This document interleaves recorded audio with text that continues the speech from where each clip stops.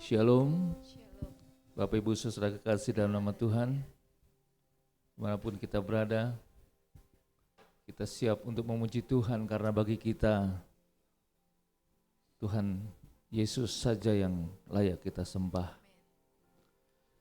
Haleluya, haleluya. Terima kasih Tuhan untuk kesempatan yang sudah Tuhan beri kepada setiap kami.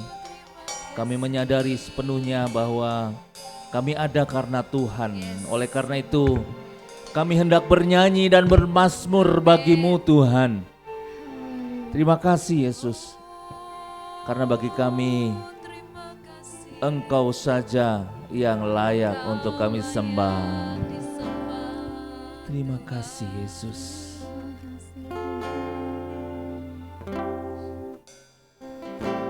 Ya Tuhanku, aku hendak bernyanyi bagi-Mu selama ku hidup. Ya Allahku, aku hendak bermazmur bagi-Mu selagi ku ada. Inilah yang ku renungkan setiap waktu, nyanyian pujian dan pengagungan kepadamu.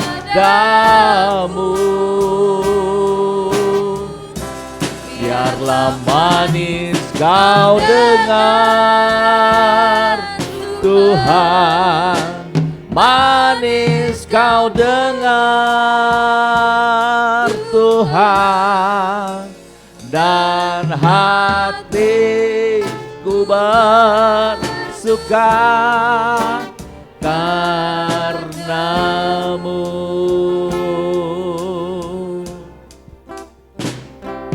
Ya Tuhanku, aku hendak bernyanyi bagi-Mu selama ku hidup. Ya Allahku, aku hendak bermazmur bagi-Mu selagi ku ada. Inilah yang ku renungkan setiap waktu, nyanyian pujian dan pengagungan kepadamu.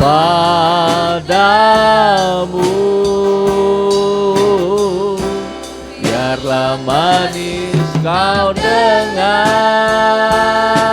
Tuhan, manis kau dengar Tuhan, dan hatiku bersuka karena-Mu. Inilah yang ku renungkan setiap waktu, nyanyian pujian dan pengagungan kepada-Mu. Oh, biarlah manis kau dengar Tuhan, manis kau dengar Tuhan, dan hatiku bersuka, dan hatiku bersuka, dan hatiku hatiku bersuka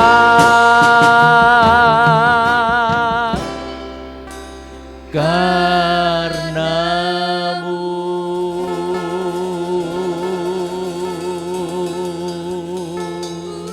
Biarlah hati kami bersuka karena Engkau Tuhan.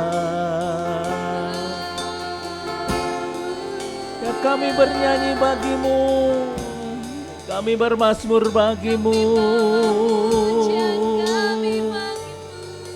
Engkau baik,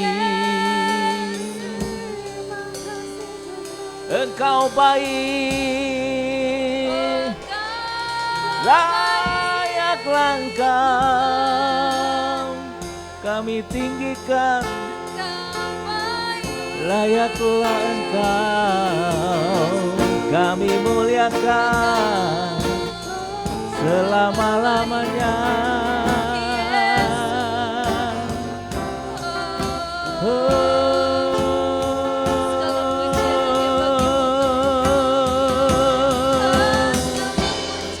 Ya kami terus memuji, ya kami terus menyembah Engkau Tuhan. Segala pujian dan pengagungan hanya bagi-Mu, Raja segala raja, Yesus.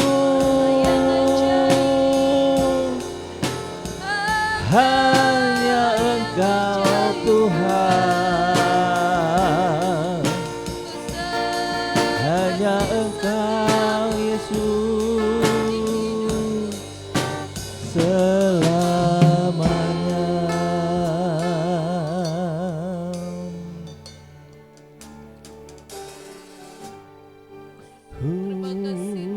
Engkau besar Tuhan. Haleluya Yesus. Sebab Kau besar, perbuatan-Mu ajaib, tiada seperti Engkau, tiada seperti Engkau. Sebab Kau besar, perbuatan-Mu ajaib, tiada seperti Engkau, tiada seperti Engkau.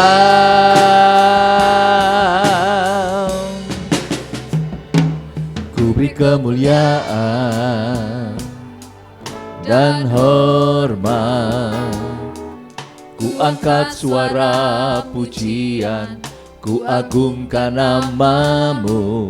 Ku beri kemuliaan dan hormat, ku angkat suara pujian, ku agungkan nama-Mu. Sebab Kau besar, perbuatan-Mu ajaib, tiada seperti Engkau, tiada seperti Engkau. Sebab Kau besar, perbuatan-Mu ajaib, tiada seperti Engkau, tiada seperti Engkau.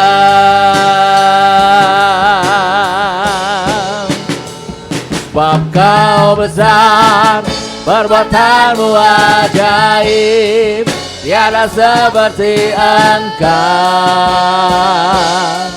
tiada seperti Engkau. Sebab Kau besar, perbuatan-Mu ajaib, tiada seperti Engkau,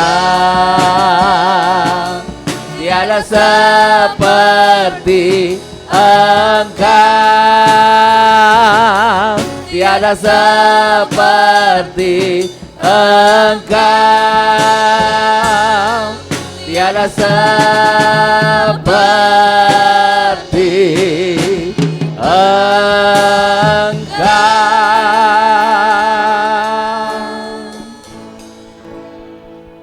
Mari Bapak Ibu sekalian, kita satukan hati kita untuk kita naikkan doa-doa syafaat kita.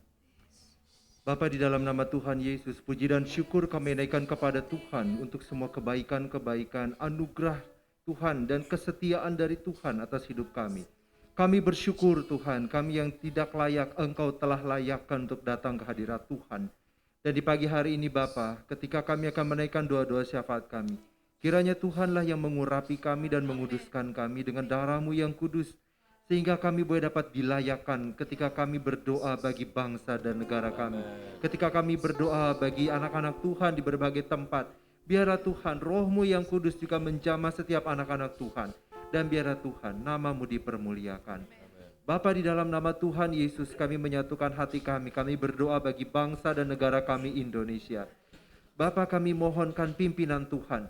Kiranya Tuhan tetap menyertai dan memberikan hikmat kepada para aparatur pemerintahan dan para pemegang kebijakan ekonomi dan keuangan di bangsa kami, agar perekonomian bangsa Indonesia dapat tetap bertumbuh dan kami dapat terhindar dari krisis keuangan maupun krisis ekonomi. Terima kasih Tuhan, kami juga berdoa ya Bapa.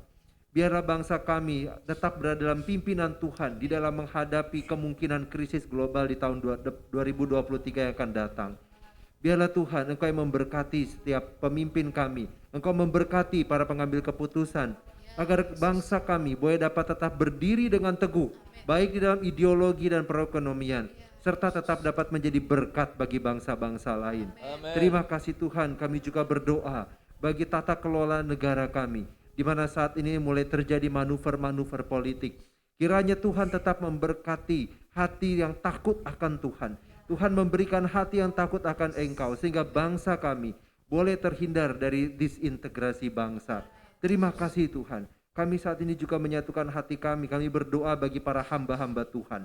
Di dalam nama Tuhan Yesus, berkatilah setiap hamba-hamba-Mu Tuhan, terlepas denominasi gereja mereka. Biar setiap hamba-hamba Tuhan boleh dapat tetap melayani Tuhan dengan dilandaskan pada rasa takut, gentar, dan hormat akan Tuhan. Amen. Berdoa Tuhan memohonkan pimpinan Tuhan dengan hikmat dan kekuatan, agar setiap hamba-hamba Tuhan, mulai dari ketua sinode, ketua BPD, dan para gembala gereja lokal, dan juga untuk gembala di tempat ini Ibu Jenny Tuhan. Tuhan memberkati, kiranya setiap pelayanan yang dibawakan boleh dapat menyukakan hati Tuhan. Amen. Terima kasih Bapak. Kami juga berdoa untuk hamba-hamba Tuhan yang melayani di daerah-daerah terpencil, di daerah-daerah konflik.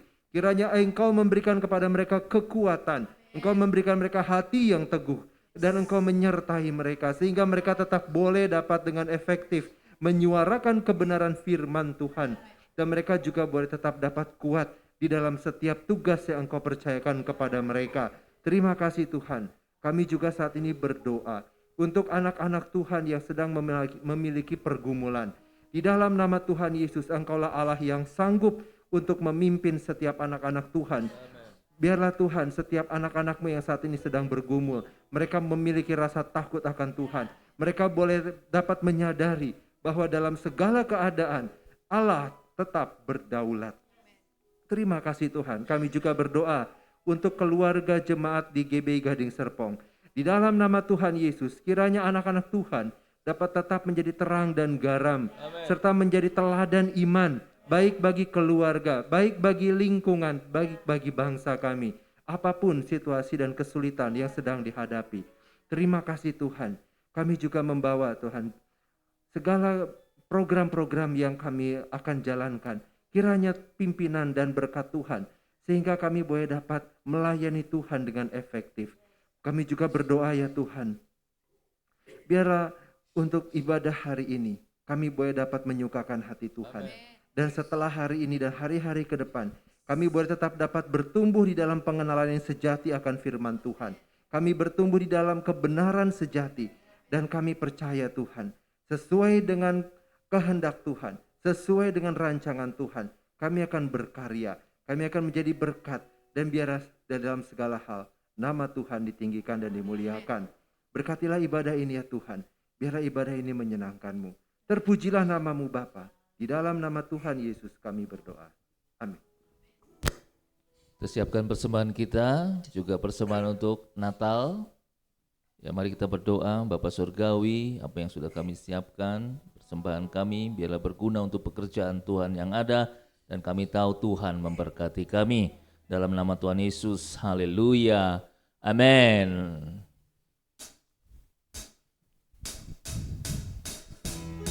Yes, saya undang untuk bangkit berdiri. Tiada pernah terukur kasih Tuhan bagi kita. Yes. Tiada terukur besar kasih setiamu Tuhan. Panjang dan lebarnya melebihi lautan. Jauh tinggi mengatasi langit, dalamnya tak dapat keselami. Kasih setiamu besar selamanya. Kasih setiamu besar selamanya. Tiada terukur besar kasih setiamu Tuhan. Yes. Panjang dan lebarnya melebihi lautan. Jauh tinggi mengatasi langit, dalamnya tak dapat kuselami. Kasih setiamu besar selamanya. Yes. Kasih setiamu besar selamanya. Hatiku bersyukur, jiwaku memuji, mulutku pun bersorak memuji Engkau, Yesus. Ajaib perbuatanmu, besar anugerahmu, tak berhenti ku memuji namamu. Tiada terukur besar kasih setiamu Tuhan. Panjang dan lebarnya melebihi lautan. Jauh tinggi mengatasi langit, dalamnya tak dapat kuselami. Kasih setiamu besar selamanya. Kasih setiamu, kasih setiamu besar selamanya. Kasih setiamu, yes. Kasih setiamu besar selamanya. Kasih setiamu besar selamanya.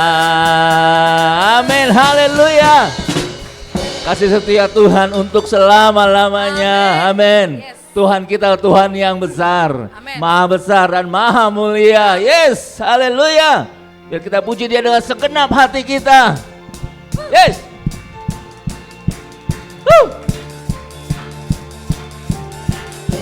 Kami mau memuji Engkau Tuhan. Yes.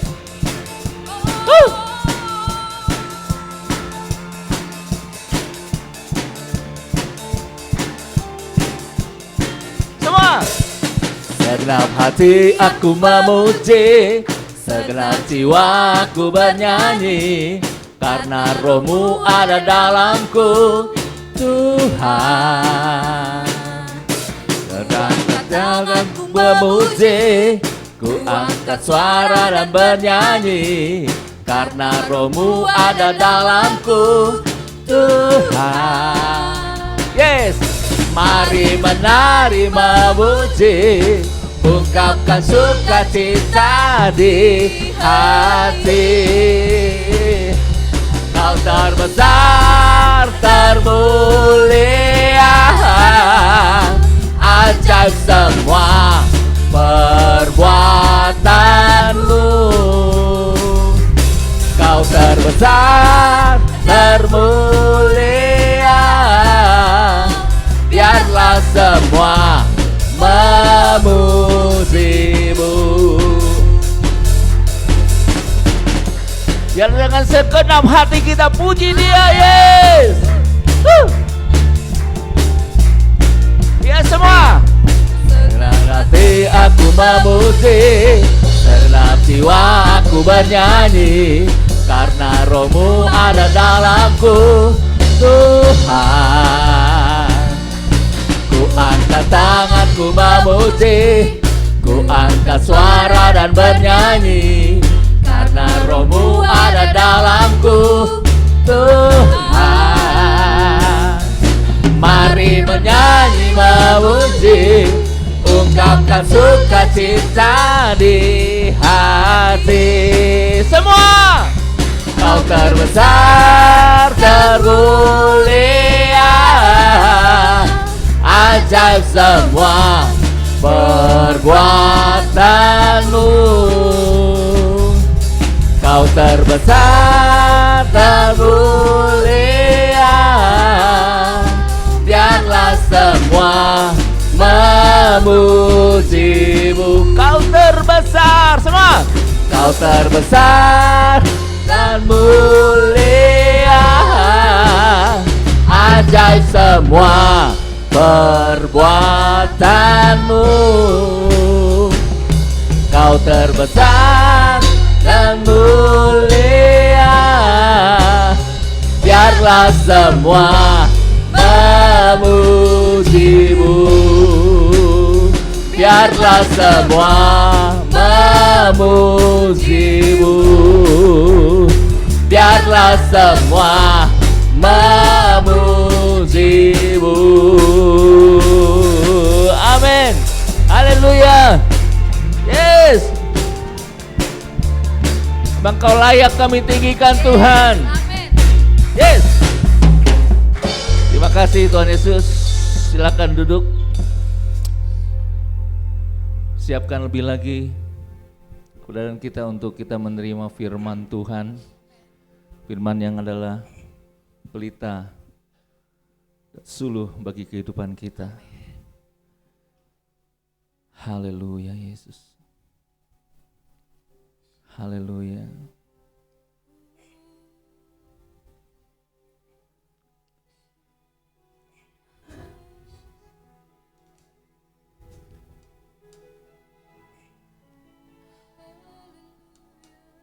Terima kasih Tuhan. Sadar tak semua dapat aku miliki di dalam hidupku, hatiku percaya rancangan-Mu bagiku adalah yang terbaik.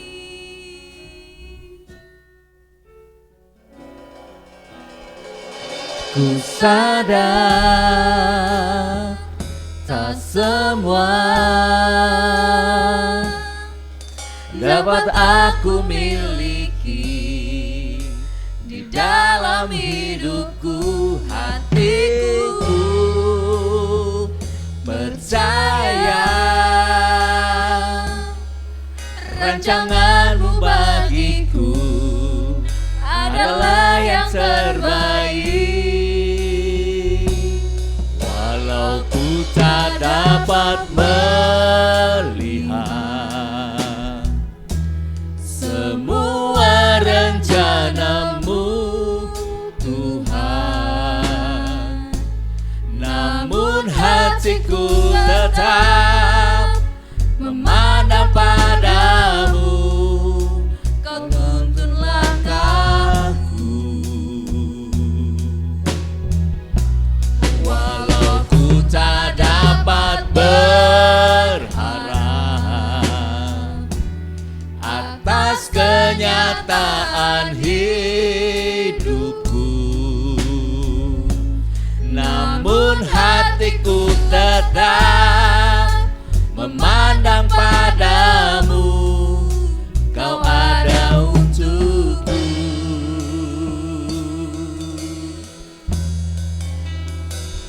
Ku sadar tak semua dapat aku miliki di dalam hidupku, hatiku percaya rancangan-Mu bagiku adalah yang terbaik.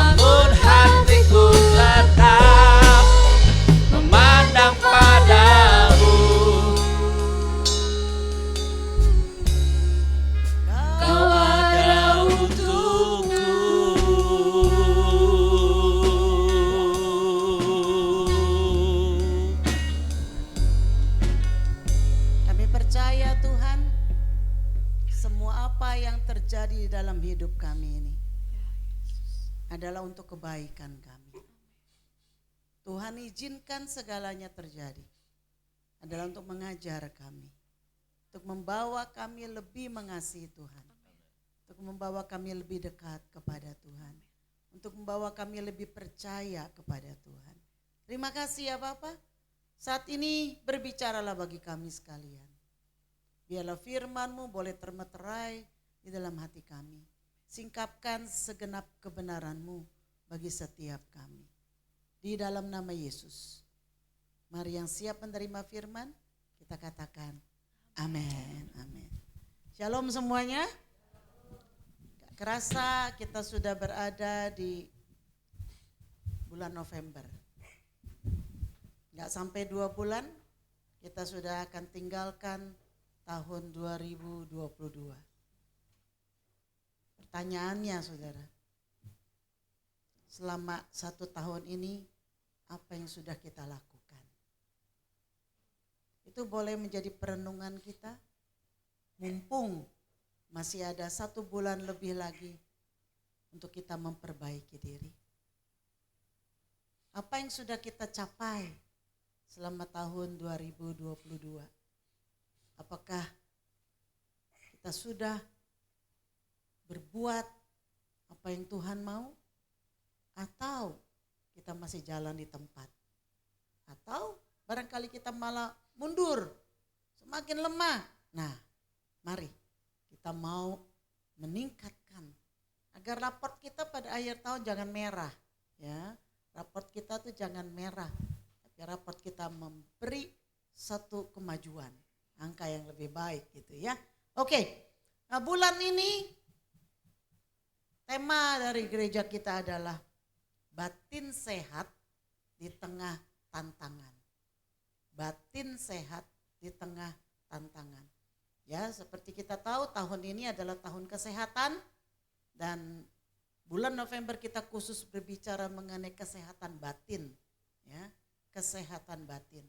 Kita sudah bicara tentang kesehatan jiwa, kita sudah bicara tentang kesehatan tubuh, kita sudah bicara tentang kesehatan roh, kesehatan keuangan, kesehatan keluarga, kesehatan gereja bulan lalu. Nah, bulan ini kesehatan batin. Yaitu apa saudara? Batin kita ini, ya, batin. Jadi mental kita mau sehat. Nah, minggu ini sebagai minggu pertama kita akan membahas mengenai mengatasi frustrasi. Ya. Frustrasi, itu kurang R-nya, bukan frustasi, frustrasi, ya, itu ada kekurangan. Jadi kita mau belajar. Mari kita baca di dalam Amsal 3 ayat 5 sampai 8. Amsal 3 ayat 5 sampai 8. Mari kita buka Alkitab bersama-sama. Saya baca ayat 5, Bapak Ibu Saudara baca ayat 6. Lalu ayat 8 kita baca bersama-sama. Amsal yang ketiga pasal 5 sampai 8. Apakah semua sudah mendapatkannya? Kalau begitu kita akan membacanya. Ayat 5. Percayalah kepada Tuhan dengan segenap hatimu dan janganlah bersandar kepada pengertianmu sendiri.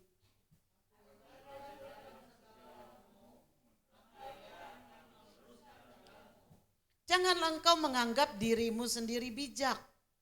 Takutlah akan Tuhan dan jauhilah kejahatan. Sama-sama. Itulah yang akan menyembuhkan tubuhmu dan menyegarkan tulang-tulangmu. Nah, saudara, berbicara mengenai frustrasi, kita mungkin sering membicarakannya. Wah, lagi frustrasi nih, misalnya gitu ya. Nah, tapi mari kita persamakan dulu persepsinya, supaya jangan kita berbeda-beda, ya. Nah, oleh sebab itu saya akan memberikan satu definisi dari beberapa ahli, ya. Nah, menurut Merriam-Webster, frustrasi adalah a deep chronic sense or state of insecurity and dissatisfaction arising from unresolved problems or unfulfilled needs. Ya, kalau saya terjemahkan, Frustrasi adalah perasaan kronis. Kronis itu berarti terus menerus ya. Yang dalam atau keadaan ketidakamanan dan ketidakpuasan yang muncul dari problem-problem yang tidak terselesaikan atau kebutuhan-kebutuhan yang tidak terpenuhi. Ya, ini kalau menurut Merriam-Webster. Kalau menurut Kamus Oxford Dictionary dikatakan frustrasi adalah perasaan kesal, saya sudah terjemahkan, perasaan kesal atau kecewa. Kesal atau kecewa. Siapa saudara yang gak pernah kesal, gak pernah kecewa? Khususnya karena ketidakmampuan untuk mengubah atau mencapai sesuatu. Nah, menurut KBBI, Kamus Besar Bahasa Indonesia, frustrasi adalah rasa kecewa.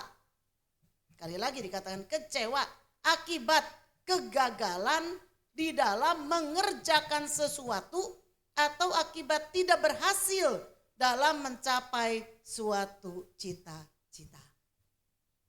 Jadi frustrasi itu terjadi karena kita mengalami kegagalan. Nah, ini ya. Karena ada kegagalan, gagal memperoleh apa yang kita inginkan. Gagal mencapai apa yang kita cita-citakan. Saudara kepengen ini, gak boleh. Gak bisa. Lalu saudara jadi kesel, kecewa, frustrasi. Gagal melakukan apa yang kita mau. Dan lain sebagainya. Saya mau tanya, kecewa dan kegagalan itu biasa enggak saudara? Biasa. Tapi ada orang yang tidak menjadi frustrasi. Ada orang yang jadi frustrasi. Nah, itu sebabnya kita mau belajar hari ini. Ya, kita mau belajar. Nah, biasanya frustrasi ini memicu kepada apa? Kemarahan, kebencian, ya. Lalu apa saudara? Nyalahin orang, nyalahin lingkungan, nyalahin situasi. Nah, itu biasanya, ya. Karena frustasi, mulai marah-marah sana sini. Marah yang tidak terkontrol. Marah yang tanpa alamat. Hanya karena apa?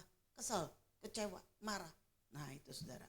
Nah, saudara, ada dua jenis frustrasi saja sebetulnya. Yang pertama yang disebabkan dari dalam diri sendiri, internal, ya, dari dalam diri. Lalu yang kedua yang disebabkan oleh luar, eksternal. Nah, saudara, yang paling penting adalah yang dari dalam. Kalau kita beres di dalam, maka kita akan mudah mengatasi yang dari luar. Yang penting batin kita ini beres dulu. Kalau batin kita sehat, kalau batin kita beres, mau ada apa kek kejadian di luar, itu tidak akan mempengaruhi batin kita. Nah, ini penting saudara. Sebab begini saudara, tidak ada, perhatikan ini ya saudara, tidak ada yang bisa membuat kita marah. Sekali lagi saya katakan, tidak ada apapun yang bisa membuat kita marah, kecuali kita sendiri yang mau marah. Sekali lagi saya mau katakan ya, tidak ada apapun yang bisa membuat saudara marah, kalau saudara tidak mau marah. Kecuali saudara sendiri mau marah. Itu sebabnya yang membedakan respon seseorang terhadap sesuatu berbeda-beda. Meskipun keadaan yang dihadapi sama, tapi respon bisa berbeda-beda. Contohnya saja terhadap pandemi COVID-19 yang saya harapkan sudah lewati. Saya harapkan kita sudah berada dalam endemi, gitu ya. Kalau endemi kan sudah menjadi biasa itu. Nah, respon orang terhadap ini pun berbeda-beda. Tidak ada yang bisa membuat saudara khawatir, kecuali saudara sendiri mau khawatir. Nah, Itulah sebabnya betapa penting kita menjaga batin kita ini. Agar batin kita ini tetap sehat, tetap kuat. Ada seorang istri yang frustrasi selama 20 tahun menghadapi suami yang suka minum. Suaminya suka minum-minum.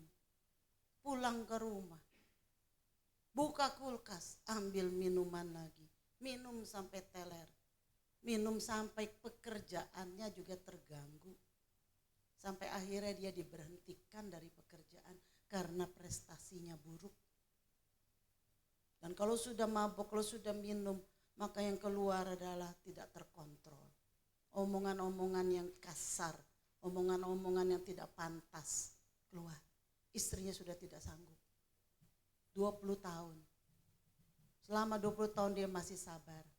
Akhirnya setelah 20 tahun dia sudah tidak sabar. Dan dia datang kepada pendeta.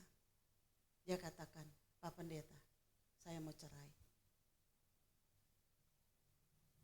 Kira-kira pendetanya mau kasih izin gak saudara? Enggak. Mana ada gereja yang mau kasih izin? Begitu kita sudah di hadapan Tuhan, berjanji, komitmen, sampai mati. Aku mau setia, baik di dalam suka maupun duka, di dalam sehat maupun sakit. Waduh, komitmen berat itu saudara, sampai kematian yang memisahkan kita. Nah ini saudara. Jadi pendetanya gak kasih izin. Pendetanya cuma bilang begini, dia bilang, ngapain kamu marah?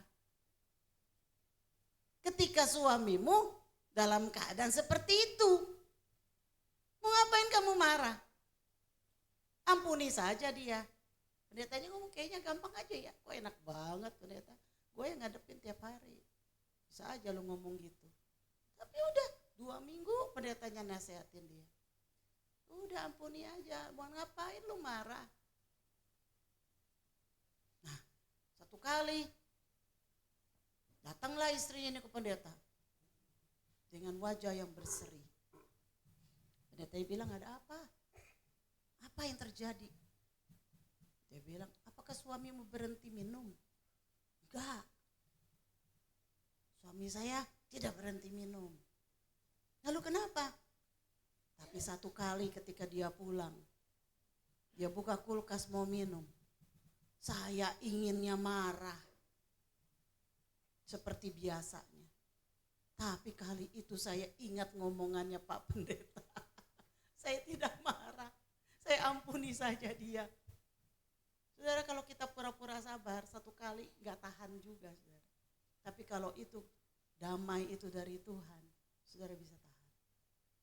Akhirnya yang dia alami apa? Sukacita. Dia alami ketenangan. Dia alami damai sejahtera. Apakah persoalannya sudah selesai? Tidak.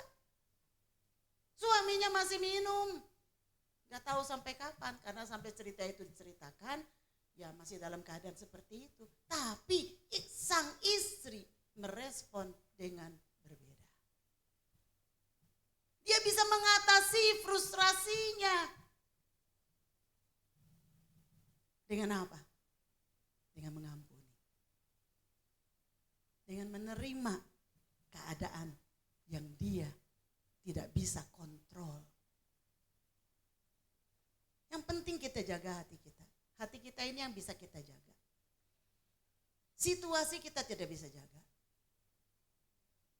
Apa saudara pikir kemacetan bisa saudara kontrol? Ya.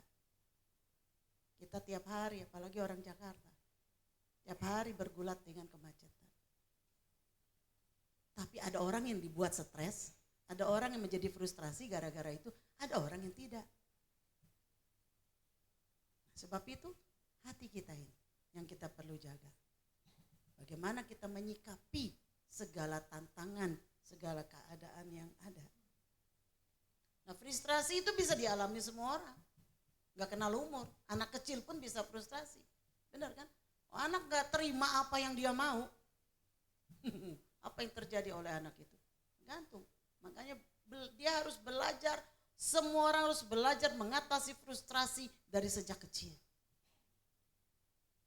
Ada anak kecil kalau kemauannya nggak didapat, guling-guling, teriak-teriak. Kemauannya nggak bisa didapat, ngambek. Saya masih ingat sekali, adik ipar saya itu kan dia ahli pendidikan anak. Dia masternya di Christian Education dari Biola University. Dia bilang waktu itu, waktu saya belum menikah, dia sudah menikah duluan. Dia bilang, anaknya dia suka gitu ya, sekarang saudara kenal anaknya itu yang namanya Malaki ya. Dia bilang, tuh si Malak masih kecil itu, kalau nggak mau guling-guling, oh apa yang dilakukan? Saya tinggal, saya nggak nyamperin, saya tinggal. Dia begitu tahu dia ditinggal, dia akan bangun lari. Setiap anak takut kan ditinggal, lari dia. Lalu begitu sudah selesai, dia akan bilang, dengan cara begitu kamu tidak akan dapat apa yang kamu mau. Jadi betapa pentingnya kita mengatasi diri dari sejak kecil. Belajar. Ya. Nah ini di biasa, next, yuk kita mulai tadi itu. Gejala-gejala frustrasi yang umum adalah ini, kemarahan. Biasanya tuh marah, ya, hilang kesabaran, mudah emosi. Lalu hilang percaya diri, gak punya pede biasanya gara-gara itu ya. Stres, suka mengeluh nih maksudnya suka tarik napas panjang. Suka begitu ya. Lalu agresif atau cemas, mudah menyerah, gampang putus asa, sensitif, mudah tersinggung, gak boleh kesenggol sedikit, langsung marah ya. Susah tidur, nah biasa orang frustasi ini susah tidur bukan karena banyak nyamuk. Ya, banyak nyamuk bisa pakai baygon, selesai. Tapi susah tidur, gak bisa tidur-tidur. Padahal semua enak, ranjang enak, AC enak semua. Tapi mata gak bisa tidur. Lalu perasaan bersalah, perasaan malu, rendah diri. Lalu nafsu makan terganggu, bisa hilang, bisa juga malah berlebihan. Nah, jadi malah kalau frustasi makan terus. Lagi frustasi malah makan. Jadi akhirnya gemuk ya. Nah, frustasi yang dibiarkan terus menerus akan berakibat menjadi depresi. Frustrasi bukanlah gangguan kejiwaan. Tapi depresi sudah masuk kepada gangguan kejiwaan.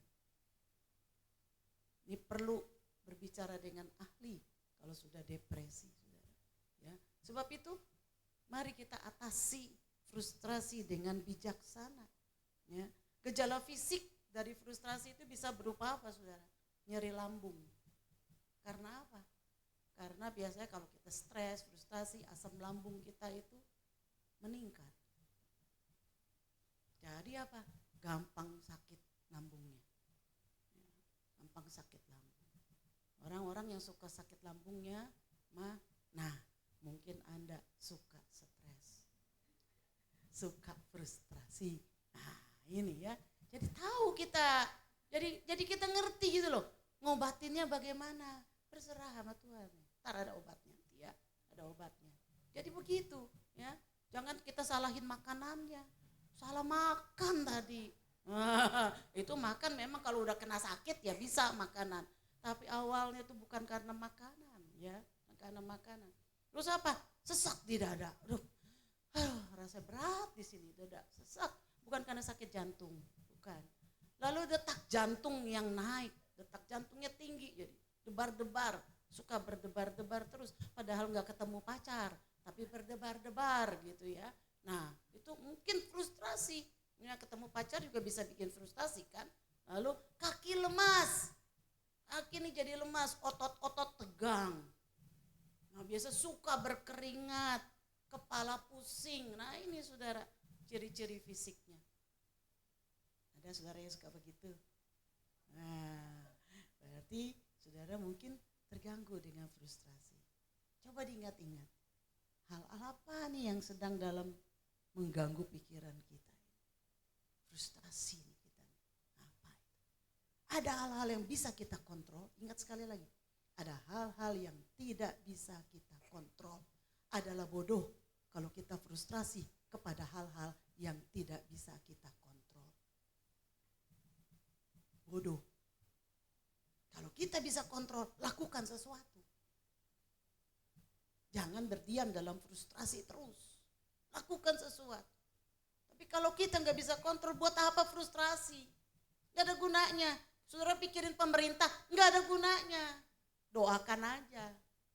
Ya, karena kita nggak bisa kontrol pemerintah. Siapa kita mau atur-atur pemerintah, nggak bisa. Ya, banjir di mana-mana, bukan di dalam kontrol kita. Ya sudah, nikmati saja ya Pak Danang. Daripada kita frustrasi sama itu, ya sudah. Kita cari jalan keluar, kalau bisa kita atasi untuk rumah kita sendiri, ya kita atasi. Ya. Nah, saudara, tadi berdasarkan ayat-ayat yang kita baca, kita diajarkan. Ada cara-cara bagaimana mengatasi frustasi. Ya, next. Yang pertama, saudara, adalah terus lagi. Tidak mengandalkan pengertian sendiri. Jangan mengandalkan pengertian sendiri. Di ayat yang kelima dikatakan, percayalah kepada Tuhan dengan segenap hatimu dan janganlah bersandar kepada pengertianmu sendiri. Mengapa kita tidak boleh bersandar kepada pengertian kita sendiri? Karena pengertian kita ini terbatas. Karena pengertian kita ini tidak banyak. Seringkali tidak bisa mengatasi masalah. Seringkali tidak bisa menghadapi pergumulan yang ada. Nah, saudara, di Alkitab ada cerita, saudara. Seorang hamba Tuhan yang mengalami frustasi. Hamba Tuhan yang besar. Jadi jangan dibilang kalau hamba Tuhan itu enggak suka frustasi, salah ya Pak Agus. Salah. Saya kalau mau frustasi itu bisa frustasi setiap hari. Mandang jemaat, aduh, yang susah kadang-kadang dibilangin. Yang males-malesan, aduh, kadang kalau mau dibikin frustasi, ya frustasi itu. Ya. Nah, tapi jangan pakai pikir pengertian sendiri. Firman Tuhan bilang. Ya. Nah, ada hamba Tuhan besar di Alkitab yang mengalami frustrasi. Namanya adalah Elia. Dia mengalami frustrasi justru setelah kemenangan besarnya. Setelah dia mengalahkan ratusan Nabi Baal di Gunung Karmel. Dia mengalami kemenangan besar pada saat itu. Dan dia juga yang mengatakan sebentar lagi hujan akan datang. Setelah 3 tahun hujan tidak ada turun. Dia bilang sebentar lagi hujan akan datang. Dan hujan itu datang. Justru pada saat kemenangan besar setelah itu, ketika dia mendengar Ratu Isabel menjadi marah dan ingin membunuh dia, Elia frustrasi. Elia menjadi kecewa. Elia menjadi takut.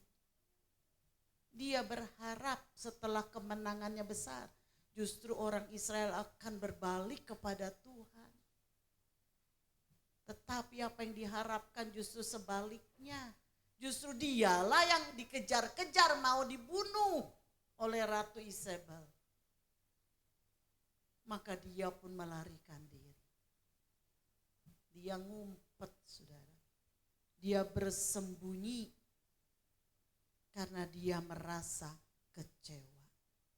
Di dalam 1 Raja-Raja pasal yang ke-19 ayat yang keempat dikatakan, tetapi ia sendiri masuk ke padang gurun sehari perjalanan jauhnya, lalu duduk di bawah sebuah pohon arar. Kemudian ia ingin mati. Nah, ini suara orang yang kecewa. Katanya, cukuplah itu sekarang ya Tuhan, ambillah nyawaku, sebab aku ini tidak lebih baik daripada nenek moyangku. Dia ngerasa putus asa. Dia ngerasa kayaknya kok yang aku lakukan sia-sia. Tidak mendapatkan ekspektasinya. Lalu di ayat 10 ketika Tuhan bertanya kepadanya, apa kerjamu di sini hai Elia? Tuhan bertanya, apa kerjamu di sini hai Elia? Lalu ia mengatakan, aku bekerja segiat-giatnya bagi Tuhan, Allah semesta alam. Karena orang Israel meninggalkan perjanjianmu, meruntuhkan mezbah-mezbahmu dan membunuh nabi-nabimu dengan pedang.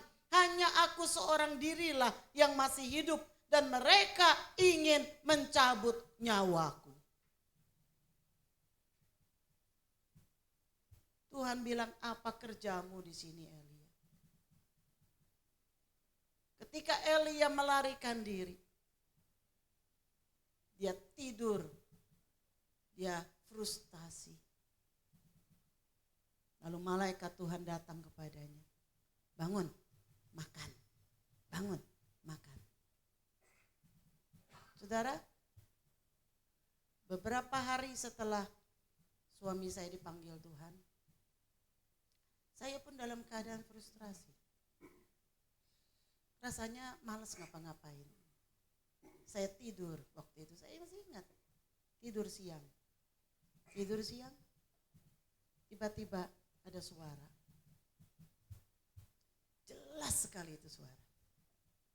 Dan suara itu mengatakan, Ma, bangun. Ma, bangun.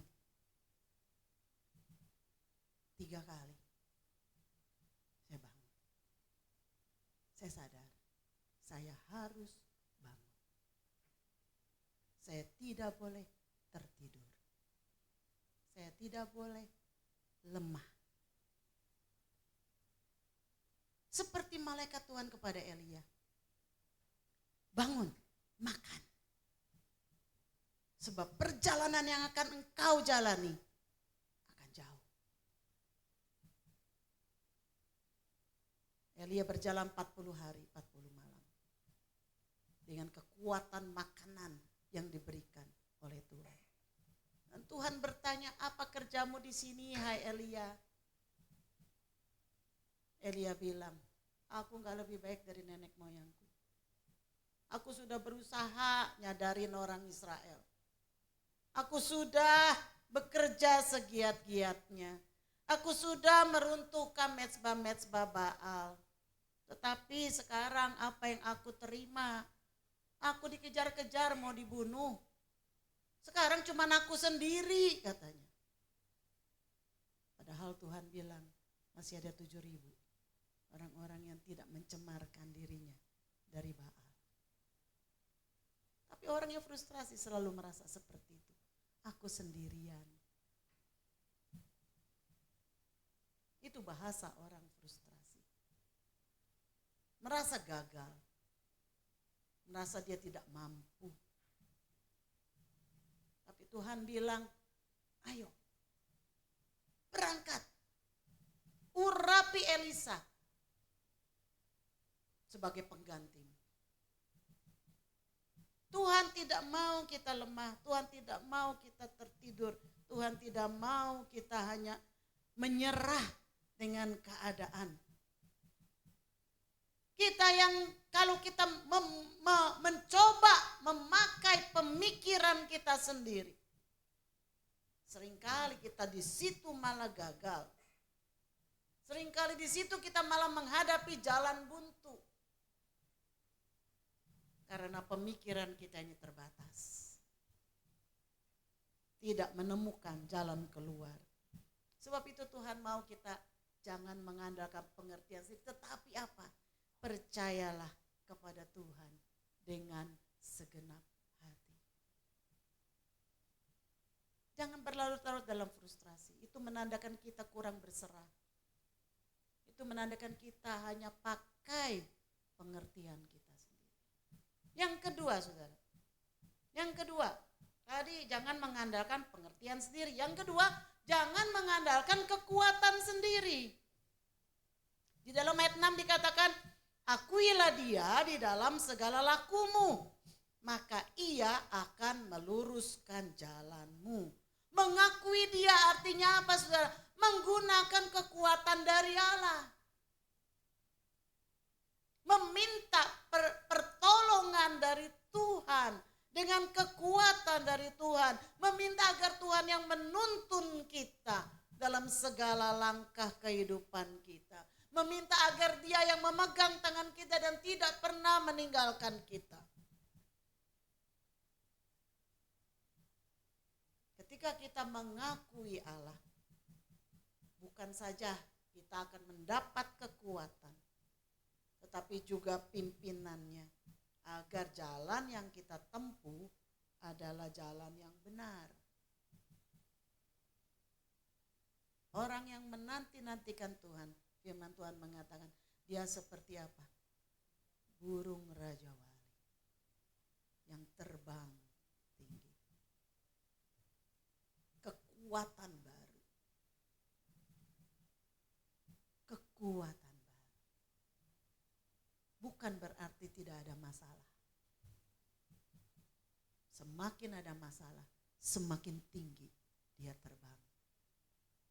Itulah orang yang menanti-nantikan Tuhan. Rasul Paulus adalah seorang yang banyak mengalami tekanan, banyak mengalami aniaya, banyak mengalami penderitaan di dalam hidupnya, di dalam pelayanan. Boleh dibilang sejak dia percaya kepada Tuhan Yesus, sejak dia berjumpa dengan Tuhan di pintu gerbang Damsyik, sejak itu hidupnya dihadapi dengan tantangan demi tantangan. Saudara, kita mah terlalu santai. Kalau dibandingkan dengan rasul-rasul, malu kita ini. Rasul Paulus penderitaannya luar biasa.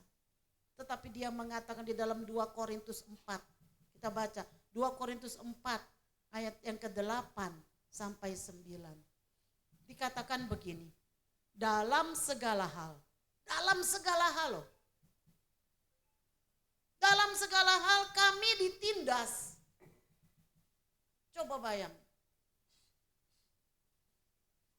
Dalam segala hal kami ditindas. Tetapi apa? Namun tidak terjepit. Kami habis akal. Namun tidak putus asa. Perhatikan ini namun ini ya. Kebalikan dari situasi sebelumnya. Kami dianiaya. Namun tidak ditinggalkan sendirian. Kami dihempaskan, namun tidak binasa. Artinya Paulus mengungkapkan masalah itu begitu banyak. Tetapi itu tidak mempengaruhi aku. Nah itu. Saudara, saya harap jemaat GBI Gading Serpong tidak terganggu engkau datang ibadah hanya karena hujan. Amin. Meskipun hujan, badai, namun aku tetap datang beribadah. Nah, ini kan sama dengan kalimatnya Rasul Paulus itu dalam bentuk kecil. Rasul Paulus mah dalam bentuk berat. Kami habis akal, kami ditindas, kami dihempaskan. Namun, nah yang penting namunnya ada itu loh. Jangan pakai maka. Maka aku tidak ke gereja. Itu alasan. Tapi Rasul Paulus mau katakan bahwa tidak ada alasan. Tidak ada alasan yang berlaku bagi dirinya untuk tetap setia melayani Tuhan. Itu.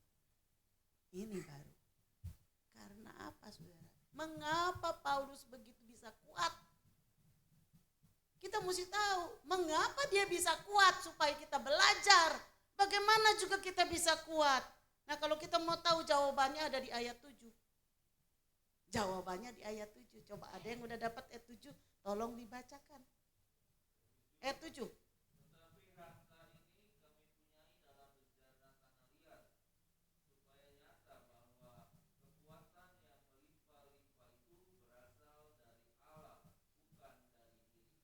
Nah, ini sebabnya. Ini jawabannya. Saudara, kita ini tuh bejana tanah liat, saudara. Ya. Kita dibuat dari debu tanah. Jadi kita ini bejana tanah liat. Artinya apa? Rapuh. Artinya apa? Enggak ada mulianya. Apa yang bagus sih dari tanah liat? Enggak ada. Jelek, rapuh, gampang pecah. Saudara sadar nggak bahwa diri kita ini, tubuh kita ini rapuh? Sadar nggak? Baru kita ketabrak sama nyamuk kecil aja, udah demam, dirawat di rumah sakit. Tuh teman saya anaknya lagi dirawat demam berdarah. Baru kena virus yang tidak kelihatan bahkan oleh mata kita karena kecilnya. Demam. Begitu rapuh karena tubuh kita ini dari tanah liat. Tetapi yang istimewa adalah di dalam tubuh tanah liat ini kita memiliki apa? Harta yang luar biasa. Apa itu harta yang luar biasa? Keselamatan. Injil itu ada di dalam kita. Nah ini saudara yang membuat ia kuat supaya nyata. Kalau kita kuat bukan karena kita ini apa? Tanah liat. Yang gak mungkin kuat. Yang rapuh. Supaya nyata bahwa kalau kita kuat itu adalah dari Allah. Katakan amin saudara. Nah ini saudara, ya, bahwa kekuatan yang melimpah-limpah itu berasal dari Allah, bukan dari diri kami. Inilah rahasianya kalau saudara mau kuat, yaitu apa? Mengandalkan kekuatan dari Tuhan. Gak apa-apa saudara itu, nangis di hadapan Tuhan. Yeremia 17 ayat yang ke-5 sampai 6 dikatakan, terkutuklah orang yang mengandalkan manusia, yang mengandalkan kekuatannya sendiri, dan yang hatinya menjauh daripada Tuhan. Dikatakan ia seperti apa? Ia seperti semak bulus di padang belantara. Ia tidak akan mengalami datangnya keadaan baik. Ia akan tinggal di tanah angus, di padang gurun, di negeri padang asin yang tidak berpenduduk. Itu artinya apa? Kekeringan, saudara. Tandus. Orang yang mengandalkan kekuatannya sendiri, orang yang mengandalkan manusia akan tandus.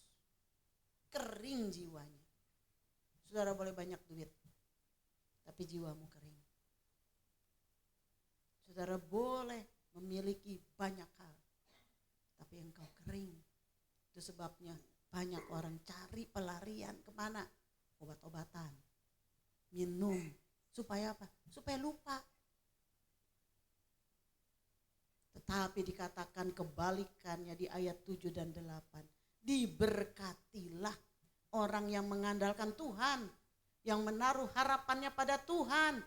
Ia akan seperti pohon yang ditanam di tepi air, yang merambatkan akar-akarnya ke tepi batang air, yang tidak mengalami datangnya panas terik, yang daunnya tetap hijau, yang tidak khawatir dalam tahun kering, dan yang tidak berhenti menghasilkan buah. Nah ini saudara, orang yang mengandalkan kekuatan dari Tuhan. Dia seperti pohon yang ditanam di tepi aliran air. Mengapa dia bisa subur? Karena dia ada di tepi air. Air yang mendatangkan kesegaran itu mengalir di dalam batangnya. Dan terus daun-daunnya, buahnya. Jadi jangan andalkan kekuatanmu sendiri. Jangan bersandar kepada kekuatanmu. Ini bedanya saudara, kekristenan dengan dunia dalam hal bagaimana mengatasi frustasi. Kalau dunia mengajarkan, kalau mau mengatasi frustasi, fokuslah kepada diri sendiri. Jangan begitu. Hargai diri. Hargai tubuhmu. Tenangkan pikiranmu. Kan seperti itu. Beri kepada dirimu dan lain sebagainya. Pokoknya semua orientasinya kepada diri sendiri. Diri sendiri, diri sendiri. Itu kalau dunia. Coba kalau saya belajar psikologi, ya begitu. Ya. Tetapi kekristenan tidak mengajarkan begitu. Kekristenan justru mengajarkan bersandar kepada Tuhan. Jangan andalkan kekuatanmu, andalkan Tuhan. Saudara, kalau saya mengandalkan kekuatan ini mimbar, saya bersandar begini. Kuat enggak, saudara?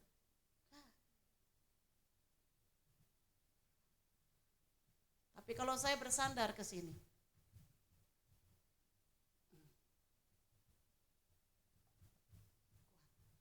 mengapa? Karena ini lebih teguh dari ini. Saudara, di dalam dunia ini tidak ada satupun yang kekal. Enggak ada satupun yang tidak tergoncangkan. Semuanya bisa berubah. Semuanya bisa binasa. Jadi kalau kita gantungkan pada kekuatan manapun di dalam dunia ini, baik diri sendiri atau apapun, saudara tidak akan dapat kekuatan yang teguh. Hanya kepada Yesus. Sebab dia adalah rock of salvation, batu keselamatan, batu karang yang teguh. Dia yang tidak tergoncangkan. Itu sebabnya firman Tuhan mengatakan andalkan kekuatan dari Tuhan. Karena dia yang tidak tergoncangkan. Saudara, mari kita sadar, saya mau kita memahami ini sungguh-sungguh. Meskipun kayaknya masuk akal ya, kalau kita menggantungkan kepada uang misalnya. Masuk akal ya, uang itu bisa jadi solusi. Tapi saudara, satu kali itu akan mengecewakan. Ada banyak hal yang uang tidak bisa jawab. Saudara punya banyak uang sekalipun, tidak bisa memperpanjang umur saudara. Mungkin hanya beberapa waktu. Ada banyak. Kayak waktu kemarin ini, kejadian teman saya itu, kaya. Tapi dia kena COVID. Dan pada saat itu di mana-mana oksigen sulit. Dia katakan, itu baru hal yang kecil. Dia katakan dia baru berasa bahwa banyak duit pun tidak bisa membeli. Ya kalau nggak ada mau gimana? Dia bisa beli. Hanya dia bergantung kepada kekuatan dari Tuhan. Jadi saudara, mari kita mulai sekarang itu, gak apa-apa saudara datang. Sujud di altarnya, ku bawa hidupku. Saudara, semakin banyak masalah, jangan lari dari Tuhan. Salah. Semakin banyak masalah saudara malah lari dari Tuhan, menjauhi Tuhan, salah. Semakin banyak masalah, semakin saudara sujud di altarnya. Cari hadirat Tuhan. Karena hanya itulah yang memberikan kekuatan bagi saudara. Itu yang kedua saudara. Yang ketiga, jangan menganggap diri bijak. Ya, di ayat yang ke-7. Janganlah engkau menganggap dirimu sendiri bijak. Takutlah akan Tuhan dan jauhilah kejahatan. Kalau kita menganggap diri kita bijak, itu akan membawa kita kepada kesombongan. Dan kesombongan adalah awal dari kejatuhan. Kalau kita menganggap diri kita bijak, maka kita tidak mau terima nasihat orang lain. Tidak mau juga menerima firman Tuhan. Karena kita merasa diri kita ini sudah cukup. Dan inilah yang membuat kita semakin kecewa. Orang yang menganggap dirinya sendiri bijak bisa terjebak di dalam kejahatan. Bisa terjebak di dalam kesesatan. Sebab itu mari kita takut akan Tuhan. Lawan daripada menganggap diri bijak adalah takut akan Tuhan dan menjauhi kejahatan. Ini firman Tuhan berkata. Takut akan Tuhan itu berarti apa, saudara? Hormat akan setiap keputusan dari Tuhan. Itu takut akan Tuhan. Takut akan Tuhan itu berarti apa, saudara? Taat akan perintah Tuhan. Itu takut akan Tuhan. Jangan menganggap diri sendiri bijak. Yang terakhir, saudara, yang keempat adalah cari tempat curhat yang bisa dipercaya. Ada kalanya kita perlu mengeluarkan unek-unek. Ada kalanya. Mungkin udah terlalu penuh, terlalu sesak. Kita sudah berdoa juga. Dan kita perlu telinga yang mau mendengar. Cari, minta kepada Tuhan. Siapa yang saya bisa bicara. Jangan sembarangan, saudara. Jangan sembarangan. Dan jangan jadikan medsos menjadi tempat curhat. Sebab pembacanya bisa bermacam-macam orang. Yang tidak tahu, yang tidak mengerti apa yang dialami, bisa punya pengertian yang aneh-aneh. Tapi carilah orang yang tepat, yang memiliki kedewasaan rohani, yang bisa dipercaya, yang tidak ember.com. Carilah. Dan saudara yang konselor tahu bahwa kadangkala kita enggak harus selalu memberikan saran atau nasihat. Kadangkala orang hanya perlu tempat untuk dia bicara.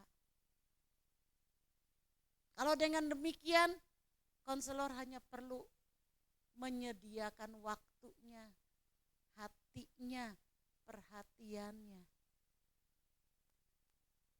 Mungkin gak perlu kasih nasihat macam-macam. Mungkin hanya perlu, ya udah kita doa ya. Tapi orang tersebut sudah sembuh setengahnya 50% bebannya sudah terangkat. Sudah lebih ringan, enteng dia. Karena 50% bebannya terangkat. Begitu dia bisa menceritakan unek-uneknya kepada orang yang mau mendengarkan. Maka dia mulai rasa lega. Ada kadang-kadang orang konseling. Begitu dari selesai ngomong panjang lebar bisa 1 jam. Dia ngomong terus panjang lebar. Lalu setelah itu dia bilang, makasih ya saya harus cepat-cepat balik mau masak. Dia gak nunggu komentar kita apa kayak gak nunggu. Dia udah tenang rasanya. Nah saudara, inilah gunanya. Ya. Kalau saudara gak ketemu orang yang tepat, udah dibawa kaki Tuhan. Cerita gak apa-apa sama Tuhan. Seperti Daud. Daud suka kok, dia itu suka curhat sama Tuhan. Dia suka ngomong, Tuhan kenapa engkau lama, ayo segera tolong. Itu orang-orang udah ngejar-ngejar aku tuh, mau bunuh aku tuh. Masa kan engkau biarkan aku? Curhat kayak gitu. Tuh Daud curhat sama Tuhan itu dia. Ya. Kalau nggak punya teman untuk berbagi curhat sama Tuhan. Tuhan udah pasti tidak ember.com. Dia pasti aman rahasia saudara, aman. Nah saudara, ini 4 hal ini yang perlu kita perhatikan. Frustrasi adalah problem semua orang, semua usia, ya, semua usia. Tetapi kalau kita menyalurkan frustasi kepada kemarahan, maka itu seperti apa saudara? Seperti kita melempar kaktus dengan tangan kita yang telanjang ini kepada orang. Sebelum orang itu akan sakit kena kaktus kita, kalau kena, kalau nggak kena ini nggak berasa apa-apa. Kalau kena, tapi sebelum dia sakit, tangan kita dulu yang sakit. Jadi nggak ada gunanya kita melempar kepada kemarahan. Itu akan menyakitkan bukan saja orang lain, tapi sebetulnya diri kita sendiri. Jadi 4 hal ini mari kita mulai praktekkan, atasi supaya apa? Kita memiliki batin yang sehat. Yang pertama apa tadi? Jangan memakai pengertian kita sendiri. Yang kedua apa? Jangan mengandalkan kekuatan sendiri. Yang ketiga apa? Jangan menganggap dirimu bijak. Yang keempat apa? Cari tempat curhat yang bisa dipercaya. Kiranya Tuhan menolong kita semua. Amin. Amin. Dan naikkan pujian. Sujud di altarnya. Ku bawa hidupku. Haleluya. Yesus. Bawa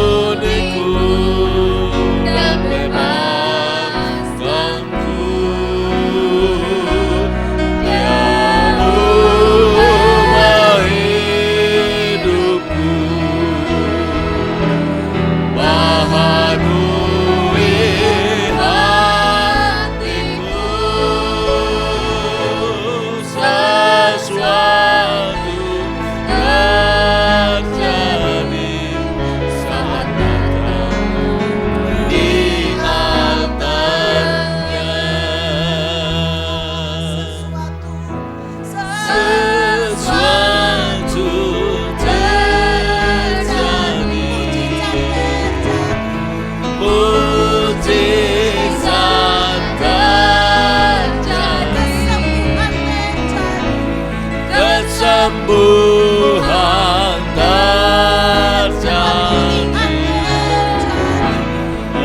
pemulihan terjadi,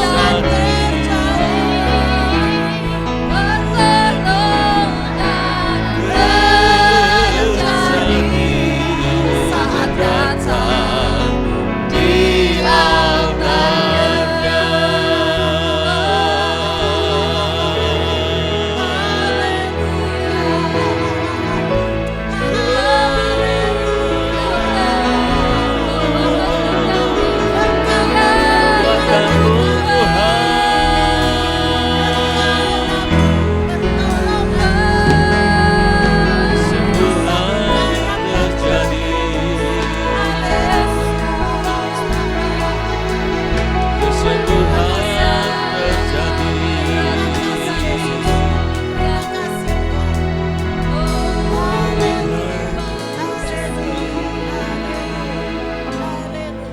Bapak, Engkau mau kami mengandalkan Engkau. Amin. Engkau mau kami menjadi pemenang-pemenang dalam hidup ini. Amin. Dan kami tidak mau mengandalkan kekuatan kami sendiri. Kami tidak mau juga mengandalkan segala sesuatu yang ada di dalam dunia ini. Tetapi kami mau mengandalkan Tuhan yang adalah batu keselamatan kami. Engkau yang tidak tergoncangkan. Terima kasih ya Bapak. Biar kami memiliki batin yang teguh. Biar kami memiliki batin yang sehat. Amin. Apapun yang terjadi dalam hidup kami, itu tidak akan membuat kami mundur. Itu tidak akan membuat kami lemah. Itu tidak akan membuat kami jauh dari Tuhan. Tapi apapun yang terjadi, itu membawa kami untuk semakin dekat kepada Tuhan. Semakin mengasihi Tuhan. Semakin berserah kepada Tuhan. Terima kasih ya Bapak. Dan saat ini Tuhan, kami ingin menerima perjamuan kudus. Kuduskan setiap kami, sucikan setiap kami.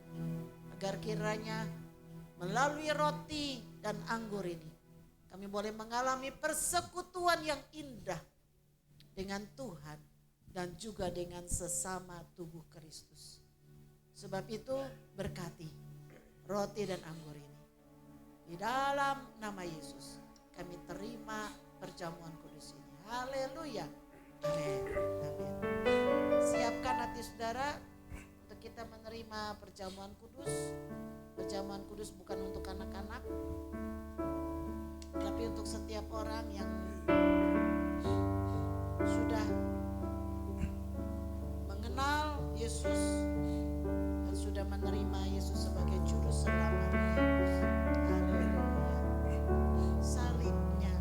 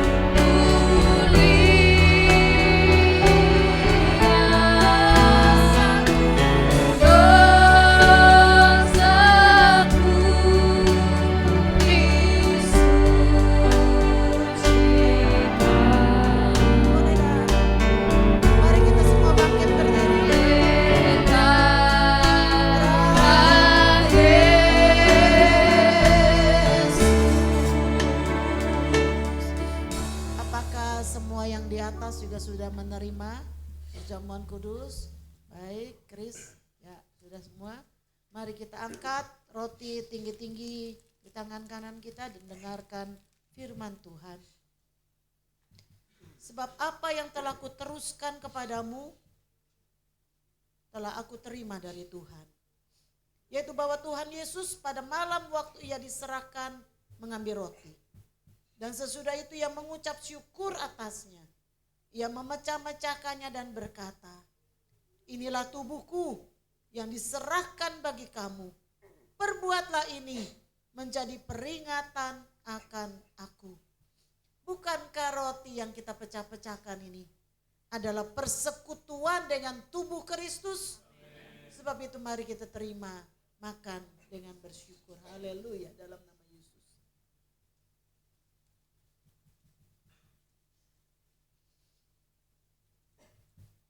Terima kasih Tuhan. Terima kasih untuk tubuhmu yang sudah terpecah. Terima kasih ya Bapa. Korban penebusan di atas kayu salib. Terima kasih ya Bapa. Oleh bilur-bilurmu kami sudah disembuhkan. Terima kasih ya Bapa. Haleluya. Dan mari kita angkat anggur di tangan kanan kita. Dengarkan firman Tuhan. Kemudian juga ia mengambil cawan sesudah makan lalu berkata, cawan ini adalah perjanjian baru yang dimeteraikan oleh darahku. Perbuatlah ini setiap kali kamu meminumnya menjadi peringatan akan aku. Sebab setiap kali kamu makan roti ini dan minum cawan ini, kamu memberitakan kematian Tuhan sampai ia datang. Bukankah anggur yang ada di tangan kanan kita ini adalah persekutuan dengan darah Kristus? Sebab itu mari kita terima dengan iman, dengan bersyukur. Dalam nama Yesus, haleluya. Haleluya, haleluya, haleluya. Terima kasih Tuhan, terima kasih. Oleh darah-Mu kami ditebus. Terima kasih. Oleh darah-Mu kami dikuduskan. Terima kasih. Oleh darah-Mu kami diselamatkan. Terima kasih. Engkaulah anak domba yang tersembelih. Terima kasih.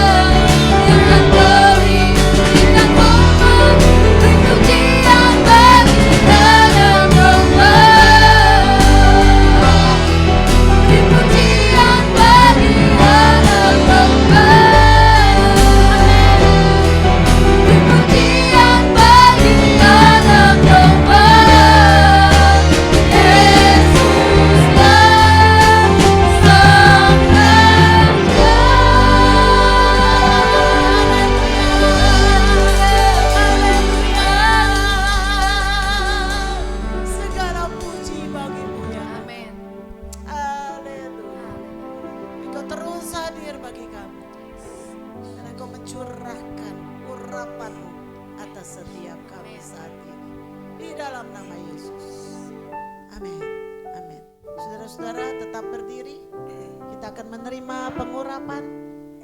Saudara bisa bergantian maju ke muka, hamba-hamba Tuhan akan mengurapi saudara. Haleluya, haleluya. Roh Kudus hadir di sini.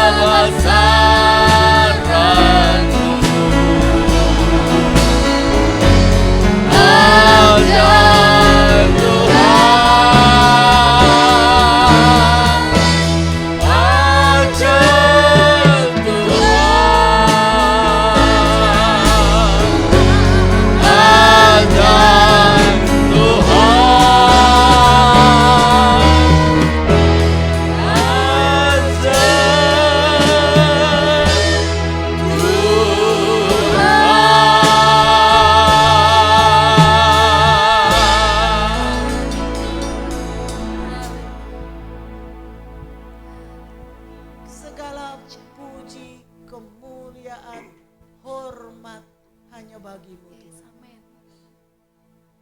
Segala pujian, penyembahan hanya bagimu. Amin. Engkaulah the only audience. Tempat kami memuja.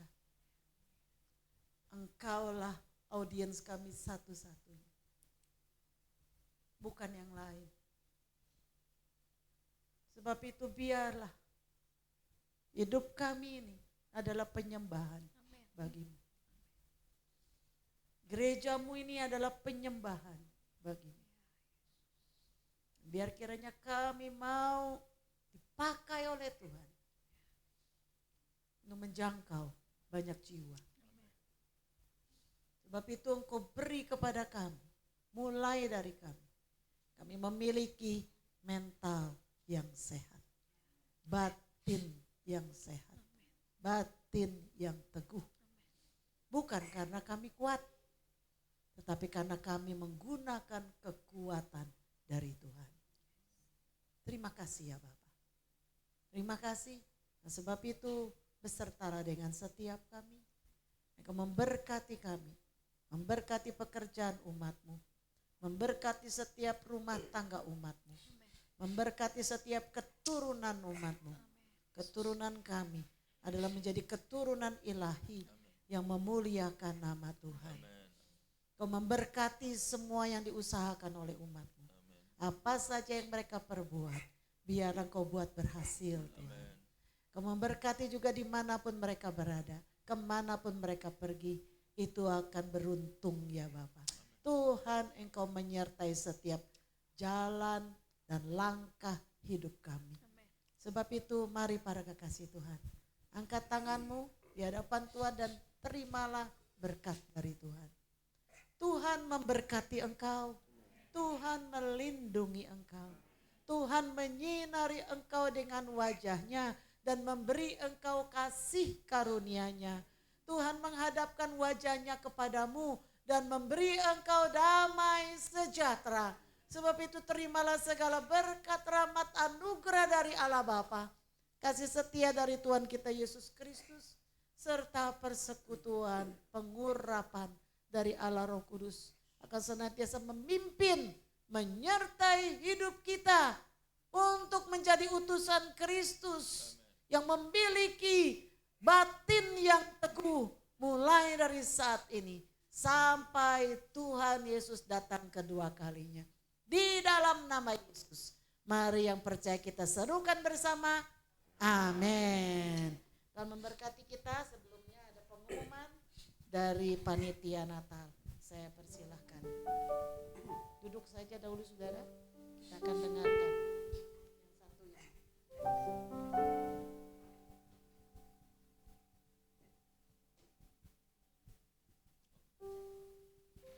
Oke, kita akan saksikan beberapa pengumuman mulai dari jadwal ibadah, tidak warta jemaat gereja kita. Oke, selamat datang bagi yang baru datang untuk pertama kali. Ini adalah jadwal ibadah raya kita pada hari Minggu.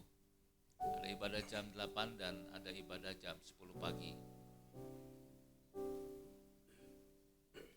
Kemudian ada ibadah sekolah minggu Super Kids pada pukul 10 pagi di tempat ini. Untuk ibadah Natal umum akan diselenggarakan pada hari Minggu tanggal 18 Desember pukul 5 sore, dan ibadah Natal Super Kids Minggu 11 Desember itu pukul 3 ya, bukan 17, jam 15 sore. Jadi mari Bapak Ibu yang memiliki anak itu bisa hadir, mengajak. Handai Tolan juga bisa hadir ke tempat ini. Kita merayakan Natal bersama-sama. Untuk Christmas Carol itu di SMA Negeri 16 Jakarta pada hari Jumat 9 Desember 12 siang. Jadi untuk tim akan mempersiapkan diri. Ini menjadi berkat bagi banyak orang. Oke, untuk buka agenda saya serahkan ke Ko Ekra ya. Silakan.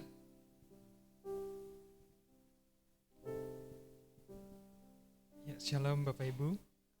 Dalam rangka pelaksanaan Natal, kami seksi Dana mengadakan pembuatan buku agenda yang mana Bapak dan Ibu bisa berpartisipasi melalui menampilkan foto yang nanti akan ditampilkan juga di dalam buku agenda. Dan ini adalah buku agenda, rencana pembuatan buku agendanya.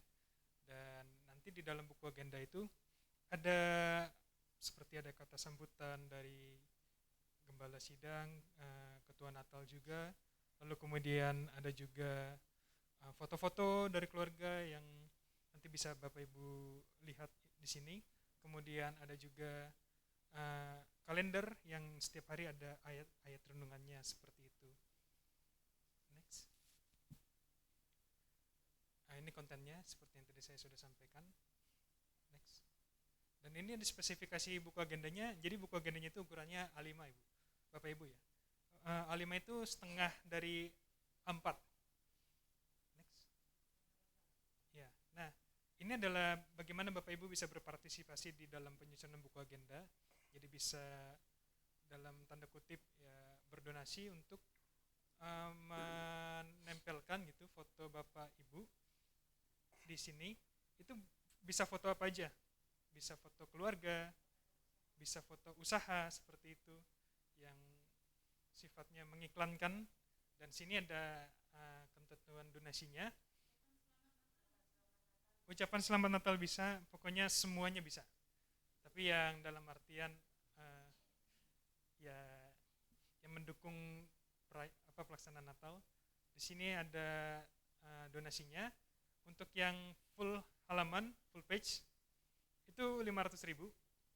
Lalu kemudian untuk yang half page atau setengah halaman itu ada 300.000. Terus lalu ada yang seperempat halaman itu 200.000. Dengan ketentuan Bapak Ibu yang full page dan quarter page itu fotonya portrait tegak lurus ke atas, lalu yang half page tadi landscape. Nanti bisa kami bantu sesuaikan Bapak Ibu jikalau memang sudah ada fotonya, bisa kami desainkan untuk nanti masuk ke halaman, dan kami akan kirim lagi nanti ke Bapak Ibu desainnya jikalau memang sudah fix, baru kemudian kita masukkan ke dalam buku agenda. Lalu kemudian ada juga kalau misalkan Bapak Ibu tidak punya foto yang ingin ditampilkan seperti foto keluarga, minggu depan kami berencana untuk membuka booth foto yang akan dibuka pada setelah ibadah siang. Nah, jadi misalkan Bapak Ibu bagi yang ingin berfoto bersama keluarga, minggu depan pakai pakaian yang sesuai gitu, yang bagus, untuk kemudian bisa kita foto di sini. Dan untuk informasi lebih lanjut tentang agenda, ya, nanti dikasih filenya, soft copy, hard copy bisa buat Bapak Ibu semua filenya. Lalu kemudian untuk informasi lebih lanjut dapat menghubungi Saudara Heni atau saya. Lalu itu untuk agenda. Kemudian di bawah juga kami mengadakan pencairan dana melalui berjualan makanan. Jadi mohon partisipasi Bapak Ibu. Sekian pengumuman dari saya. Terima kasih. Shalom.